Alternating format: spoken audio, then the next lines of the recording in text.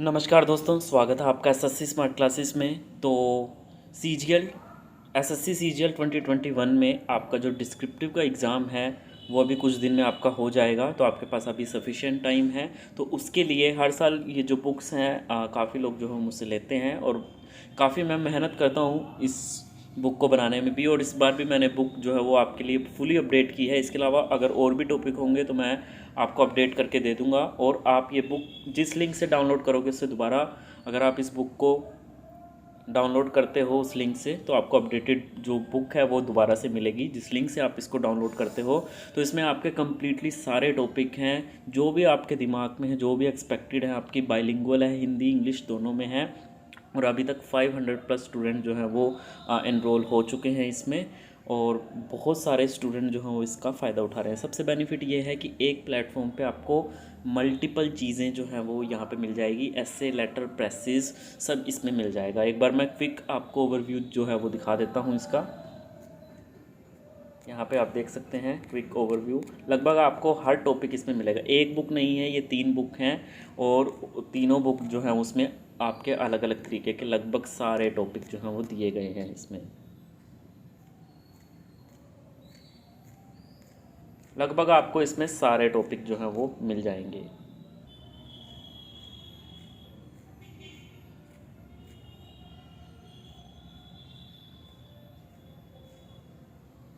इसमें आपके प्रेसेस भी हैं, लेटर राइटिंग भी है, सब कुछ आपको यहाँ पे मिल जाएगा।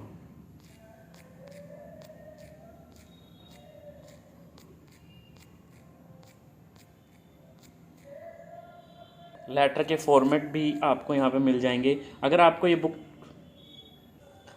ये बुक चाहिए तो डिस्क्रिप्शन में आपको लिंक मिल जाएंगे, वहाँ से जाके आप ले सकते हैं। डायरेक्ट अगर आप गूगल पे करते हैं जो सारी चीज़ें मैं मेंशन कर दूंगा डिस्क्रिप्शन में, तो आप डायरेक्ट गूगल पे भी कर सकते हैं। मैं आपको इमीडिएटली मेल पे जो है वो ये बुक सेंड कर दूंगा। तो बहुत सारे स्टूडेंट ने ली है, अगर आप भी लेना चाहते हैं तो ले सकते हैं। लगभग इसमें सारे टॉपिक मिलेंगे। अगर कुछ भी अपडेटेड थोड़े बहुत टॉपिक रहते हैं 2-4 तो वो भी मैं अपडेट कर दूंगा। तो अभी आज का टॉपिक हम स्टार्ट करते हैं जो कि एग्ज़ाम पॉइंट ऑफ व्यू से बहुत इंपॉर्टेंट है। तो देखिए, impact of Russian Ukraine war on Indian economy पर क्या उसका इफ़ेक्ट पड़ा। ठीक है, तो उसके बारे में हम डिस्कस कर लेते हैं। कुछ की पॉइंट्स होंगे, वो सारे के सारे मैं लास्ट में आपको बता दूंगा। Peace is not absence of conflict, it is the ability to handle conflict by peaceful means. So आगे देखिए, अगर संघर्ष नहीं होता तो इसका मतलब ये नहीं है कि शांति है।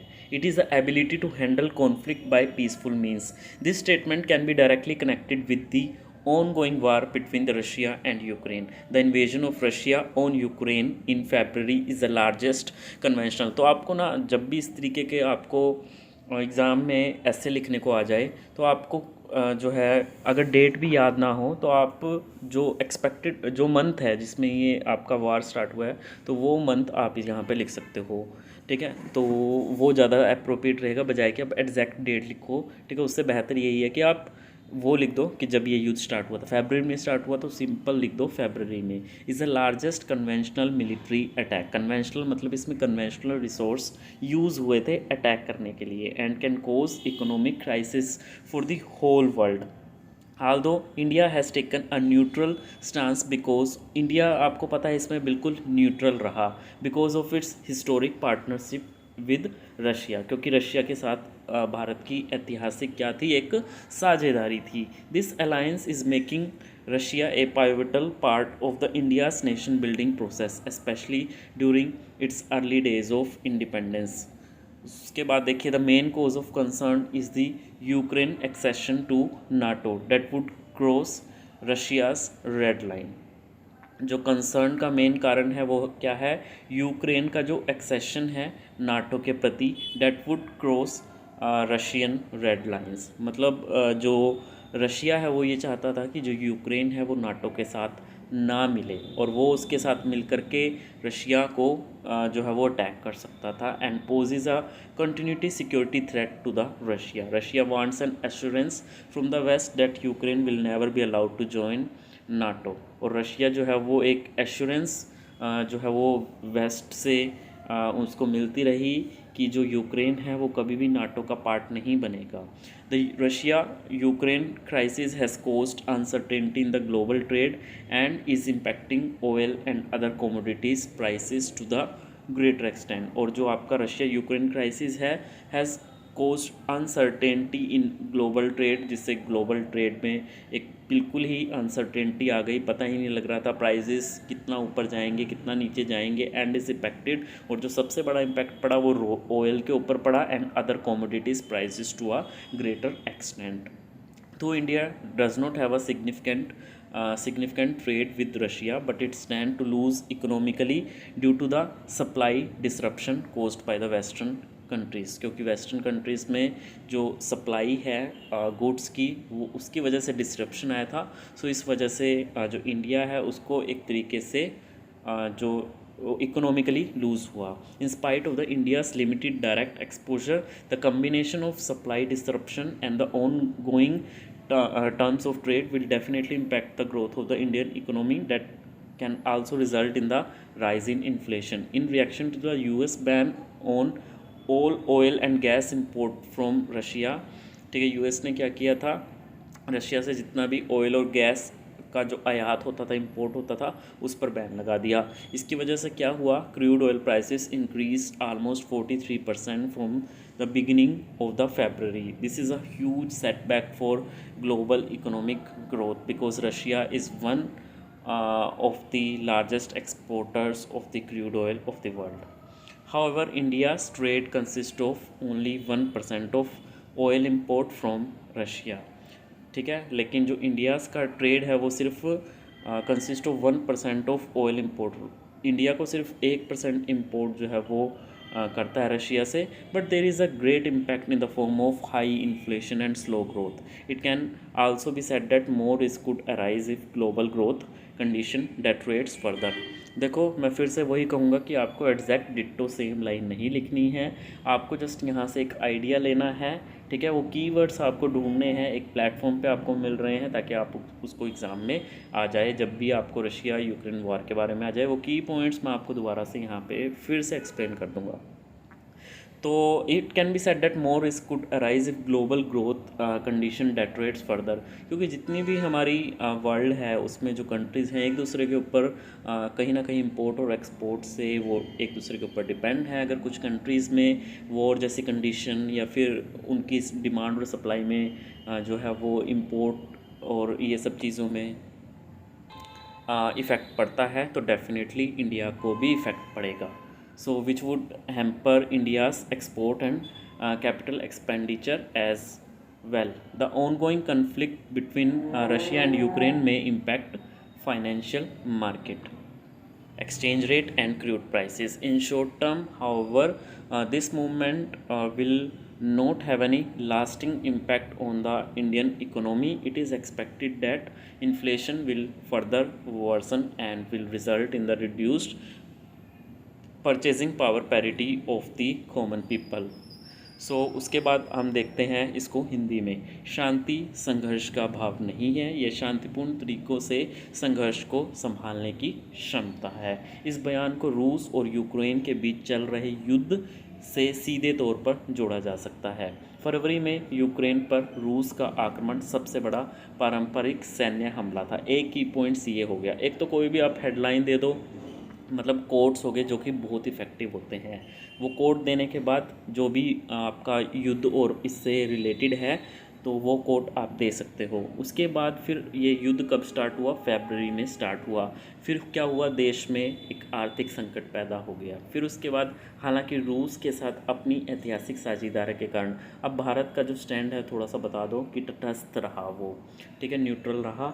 यह गठबंधन रूस को भारत की राष्ट्रीय निर्माण प्रक्रिया का एक महत्वपूर्ण हिस्सा बना रहा और ख़ासकर स्वतंत्रता के शुरुआती दिनों में। ठीक है, तो क्यों तटस्थ बनाया था, क्योंकि एक पार्टनरशिप रूस के साथ भारत की शुरुआती जब आज़ादी हुई मिली थी हमें तब से वो पार्टनरशिप बनी हुई है। चिंता का मुख्य कारण यूक्रेन का नाटो में शामिल होना है जो रूस की लाल रेखाओं को पार कर देगा। और रूस के लिए एक सतत सुरक्षा खतरा बन जाएगा। रूस पश्चिम से आश्वासन चाहता है कि यूक्रेन को कभी भी नाटो में शामिल होने की अनुमति नहीं दी जाए। रूस यूक्रेन संकट ने वैश्विक व्यापार में अनिश्चितता पैदा कर दी थी। एक और इस यहाँ पे आप लिख सकते हो, जो क्रिप्टो करेंसी और जो शेयर मार्केट है, जो स्टॉक मार्केट है, उसमें बहुत ज़्यादा गिरावट जो है वो देखने को मिली थी। चाहे वो आप ग्लोबल लेवल पे देख लो, चाहे फॉर इंडिया के लेवल पे आप देख लो, क्रिप्टो करेंसी के रेट लगातार इसमें डाउन भी गए थे और शेयर मार्केट भी पूरा उस टाइम पे डाउन हो गया था और जो इन्वेस्टर्स थे उनको बहुत ज़्यादा लॉस हुआ था। हालांकि भारत का रूस के साथ कोई महत्वपूर्ण व्यापार नहीं है, लेकिन पश्चिमी देशों के कारण आपूर्ति में जो रुकावट आई थी, बाधा आई थी, इसके कारण इसे आर्थिक रूप से नुकसान उठाना पड़ा। भारत के सीमित प्रत्यक्ष जोखिम के बावजूद आपूर्ति में व्यवधान मतलब ऑब्स्ट्रक्शन, बाधा और व्यापार की चल रही शर्तों का संयोजन निश्चित रूप से भारतीय अर्थव्यवस्था के विकास को प्रभावित करेगा, जिसके परिणाम स्वरूप मुद्रास्फीति डेट इज़ इन्फ्लेशन, महंगाई लिख सकते हो यहाँ पे, उसमें वृद्धि हो सकती है, वो बढ़ सकती है। रूस से सभी तेल और गैस आयात पर अमेरिका के प्रतिबंध की प्रक्रिया में कच्चे तेल की कीमतें फरवरी के शुरुआती दिन से लगभग